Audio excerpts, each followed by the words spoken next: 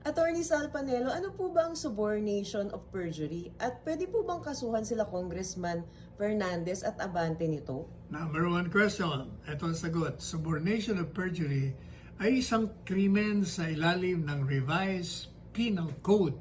Ang sabi doon, ang sino mang manghikayat sa isang tao na magsinungaling under oath ay pwedeng magkamit ng krimen ng subornation o perjury. Ngayon, ang kwento ni Colonel Hector Grijalde Jr.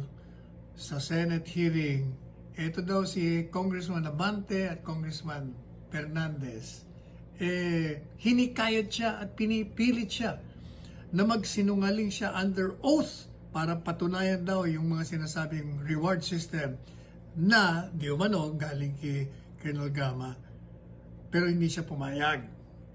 O yun ang subornation. Kaya pwede yun yung kasuhan ni Colonel Grijalde yung dalawa.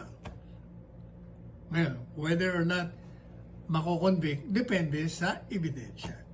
Pero pwedeng kasuhan. Pero sa akin, mas mahalaga siguro na hindi na yung kaso. Kung hindi yung ginawa nila mali, pinipilit nila at hinihikayat nila na magsinungaling. Sila yung mga nag-iimbestiga. Kung baga, kinampihan nila yung isang tao na sa aking pananaw nga, nagsisinungaling. Kaya sabi ni Presidente Duterte, kasinungalingan yung pinagsasabi niyan. Hindi totoo yun, na tinawagan ko siya.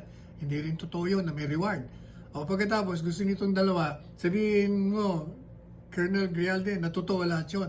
O ibig sabihin, maliw yung ginagawa nila. Madalit sabi, yung committee nila, gumagawa sila ng istorya ng kasinungalingan para siraan si Presidente Duterte. Yun ang mas mahalaga sa akin.